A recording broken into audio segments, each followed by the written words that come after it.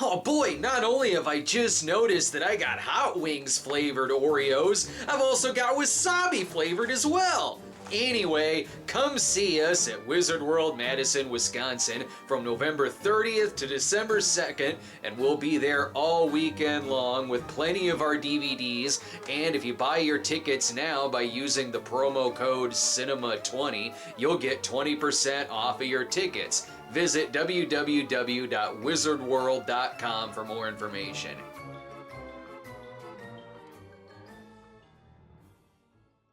Rob Zombie's 2007 remake of Halloween opened to negative reviews from critics, but polarizing reviews from fans. Either you thought it was the worst thing to happen to this beloved franchise ever, or you thought it was alright. And it was just those two opinions. There was nothing beyond those two things. But due to the fact that it made enough money at the box office, feedback be damned, there needs to be a sequel. While initially Rob Zombie showed no desire to return to the sequel, but after having a bit of a vacation after the first film, and due to the fact that the studio gave him carte blanche to make whatever kind of Halloween film he wanted, Zombie returned as the sequel's writer and director. Wait a minute, Rob Zombie free to do what he wants? I think I know what that means. Ah! Fuck! Fuck! Fuck! Fuck! Yep, that seems about right. So strap in and prepare yourselves for Rob Zombie's Fuckoween 2. I guess I should be less mad at this film. The first movie was over 2 hours long, and this one is technically under 2 hours. In that the running time on this version is 1 hour and 59 minutes long. Frick. Oh, sorry. I mean, fuck! Don't let these unused lyrics to a Jefferson Airplane song fool you. You could stare at this text for 2 hours and still not know what it means. The movie flashes back to Michael's mom visiting him in the hospital, only to discover that, holy shit, they switched him out with another actor. Now we definitely know the significance of Michael's obsession with white horses, which wasn't even mentioned in the first film. The first movie may have dropped the ball on the opening credits, but as we remember, the original Halloween 2 had the memorable Skull Pumpkin credits. Surely this movie will do the same. Okay, no more gloom. Okay.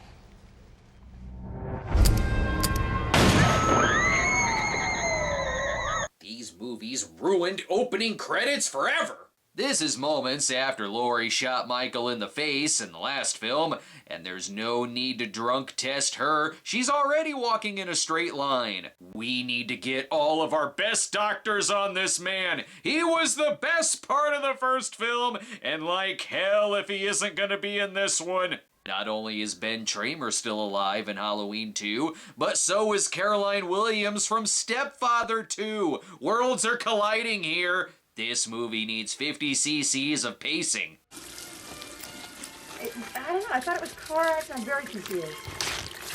At least neurosurgery cleared her head. Necessary. Michael, however, is being transported by Dr. Rob Zombie characters. You gotta look at the naked chick. Ooh, man, she was F-I-N-E fine.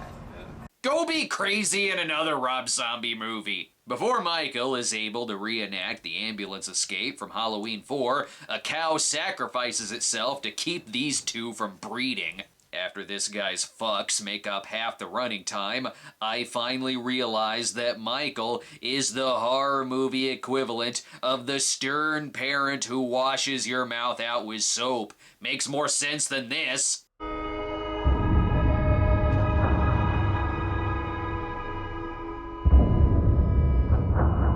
You may laugh, but this would all make sense to you if you even bothered to pay attention during Winter's Tale. Now for the biggest supporting character in the film.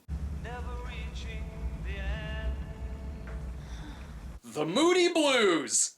Interesting how the first 15 minutes of this movie is like a remake of the entirety of the original Halloween 2. It's when the nurse is actually called Nurse Octavia that I realize that, holy fuck, it really is Octavia Spencer. Is she playing herself? And since she dies, is it her ghost that's been acting this whole time? No, Laurie, don't go down there. You'll have to deal with Freddy Krueger. It's one of those lower-funded hospitals where they just chuck all the bodies in a garbage disposal. Laurie will be safe in here. What, she's still safe? She's not wearing her mask. All the other kids in town, though, are way dead. This is a pretty suspenseful scene, and the moody blues on the soundtrack make it, well, moody.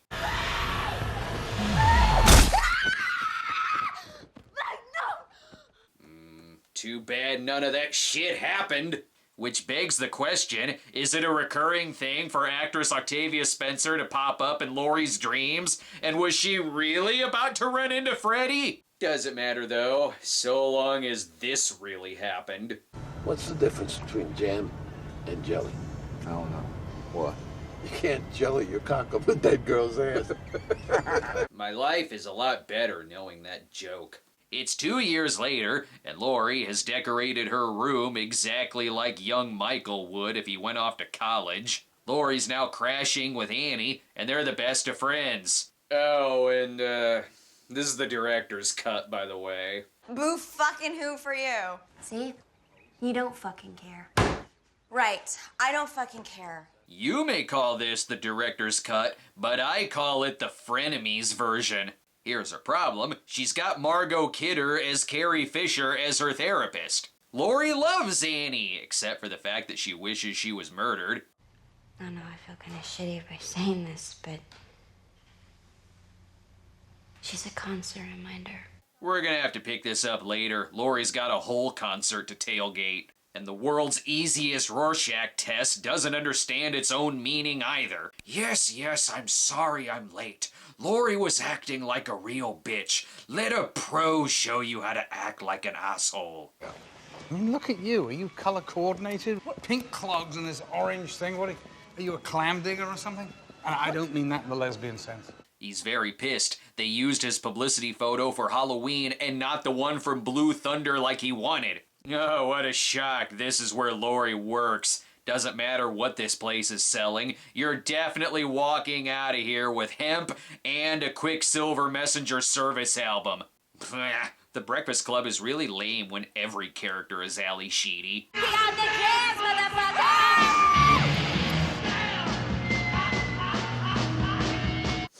I'm begging for a Best Buy to come in and run them out of town.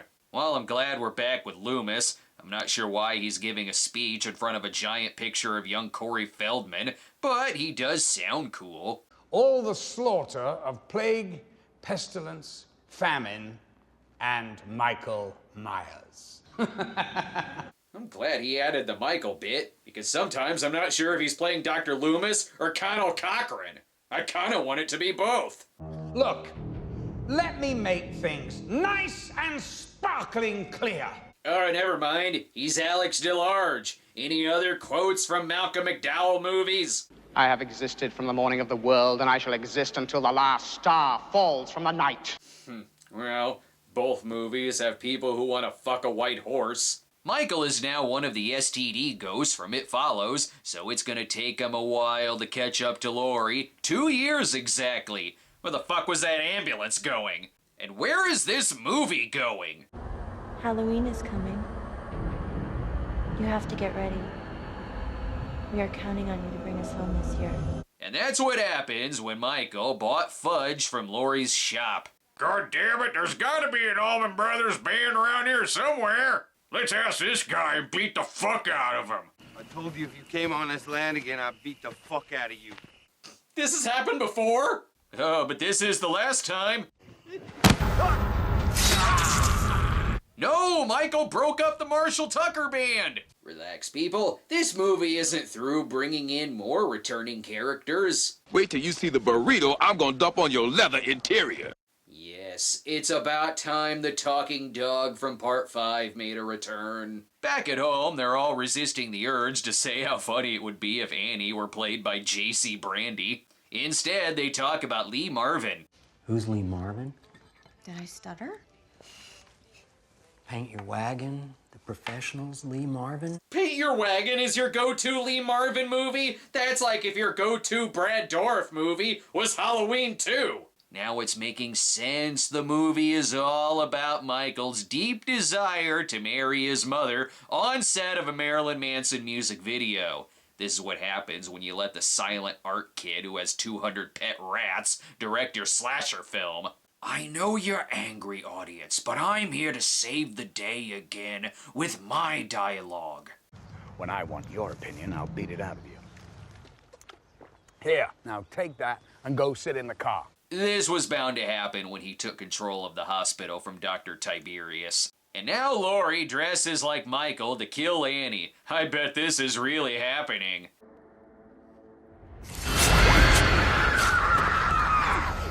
Oh, shuck, it was a dream. I bet Octavia Spencer was hiding in the corner. I can't prove it, but I got the feeling that Laurie's hair smells like an old dollar bill that's been under a dirty couch cushion for 5 years. Michael couldn't get here and kill them fast enough. Let me go and give me some fucking prescription. Such a way I don't want help. I want my prescription.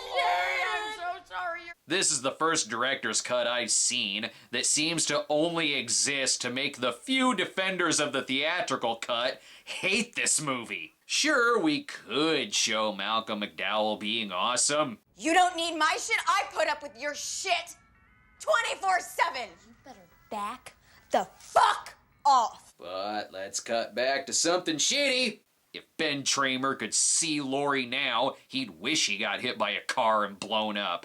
Meanwhile, at a strip club, sure, we see Daniel Roebuck's life before he became Kevin Sorbo's manager in Let There Be Light. You're never too old or too young to watch your mom strip. It's always awkward. I knew this would happen. Massacring people in a strip club while Ozark Mountain Daredevils plays. If this scene were any more Rob Zombie, it also features Sid Haig piggybacking Ronald McDonald while dressed as an SS officer.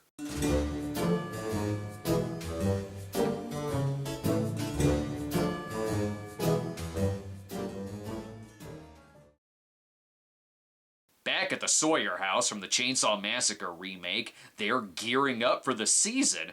It's pretty ballsy of this town to have a giant window display of Loomis's book at the center of the massacre on the anniversary of the deaths. There's even a fucking billboard for it. I haven't seen a slasher killer be so taken aback by a billboard since Jason Takes Manhattan.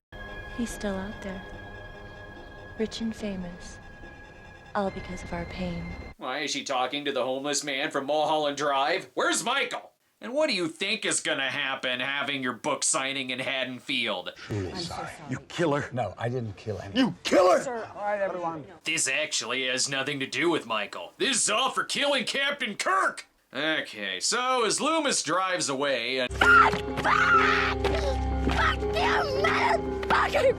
Stop murdering the word fuck! I think I know what can help Laurie get over her depression and flashbacks to surviving a murder spree. Maybe take down the poster of Charles Manson on your wall, you fucking tool. You're not cool! I'm not me. I'm not me. Do you understand what the fuck I'm saying? This movie's as deep as a hardwood floor in Delaware. Sure, the first movie had McDowell, Clint Howard, and Udo Kier share the screen, but this one has McDowell, Chris Hardwick, and Weird Al? Huh, totally the same. The next 40 minutes are just them recapping The Walking Dead. Also, kids aren't this stupid. Are you a giant?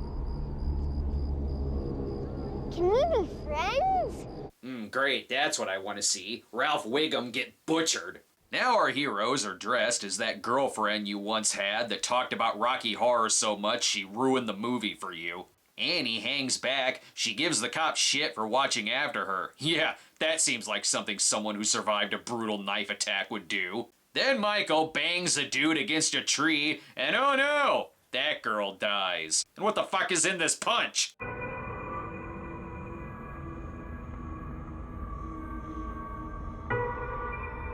At this point, I'm not at all surprised that Laurie Strode managed to find her way into Narnia. Given how they're appearing when characters aren't looking at them, I guess they're real. Michael certainly is. Fudge! Holy fuckity fuck, Annie's dead! I need you to find the nearest phone and call Dr. Scott immediately! Or die, whatever. And then they watched Shock Treatment together. And here's how to not tell her, Dad. So did you dispatch? Yes, sir, I did. So why are you telling me about it? Because, sir, a phone call came from your house. Was it really necessary to when a stranger calls the news to him? Given everything on the walls, this has all been Michael's way of telling his little sister to grow the fuck up. This is all bad news for the sheriff. They finally killed his daughter, and holy shit, Annie was Jamie Lloyd this whole time. Laurie, however, is saved by the only man who could help her, Roach from People Under the Stairs. Got milk? Now the whole family is off to the world's worst Alice in Wonderland party. The sheriff may be upset, but it's hard to be sad when Dauber from Coach is telling you the news. Back at the Myers shack, it's getting really intense. But unfortunately, with Rob Zombie directing, there's no way he's gonna play Love Shack in this scene. Anyway, here's to me. I still come out of this with my dignity intact. It seems to imply that all of this is happening because of Loomis's true crime book. Even Ghost Family sends Michael off on a spree to kill the doctor for making money off of them. John Carpenter's Halloween barely touched on the fact that Michael's ruthlessness was driven by his hatred of capitalism. Fuck it, I might just leave that flub in there. If it seems crazy in here, that's because we get to hear adult Michael's first words, and it isn't fuck. Die! Oh! What? That's not how you give a slasher killer their first words. Freeze! Get the hell away from her, Ed! See? Wait, neither was that. No, you're all making a huge mistake. If you kill him, who's gonna scalp tickets at the Molly Hatchet show? Now it's up to Laurie to finish off, Loomis? Hold your fire! Hold your fire! Like hell the worst character in this movie is gonna kill off the best character? Guess the movie should be ending now before something embarrassing happens. Love hurts. Love scars. Aw, stop it! Now Laurie spends the rest of her days in the opening scene from George Romero's Day of the Dead, only with Emma Frost and a fucking horse. Love hurts. Ooh. And thus ends another plot thread that goes absolutely nowhere. This series kills more plot lines than teenagers.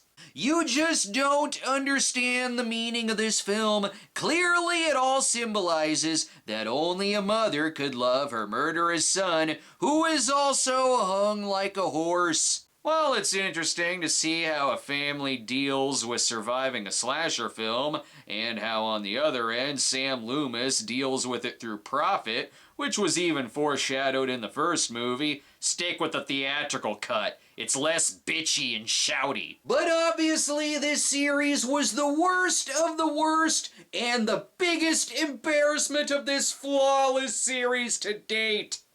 Trick or treat, motherfucker. Or not. The movie technically brought in a profit, bringing in $39 million, but since it was a sharp decline from the box office of the first remake, and with critics and audiences reacting very negatively towards the film, plans for a third installment called Halloween 3D were scrapped, and instead, everything but the first film is being completely reset as Jamie Lee Curtis returns in David Gordon Green's upcoming Halloween film. This series now has more timelines than Lost, and I think Laurie has been resurrected more times than Michael has. Sure, that does mean that the timeline is once again being reset to save the life of Ben Tramer, but after watching these two Rob Zombie films, what I'm really mad at is there was absolutely no justice for Joe fucking Grizzly! I'm a chick dressing up as a dude who wants to be a chick.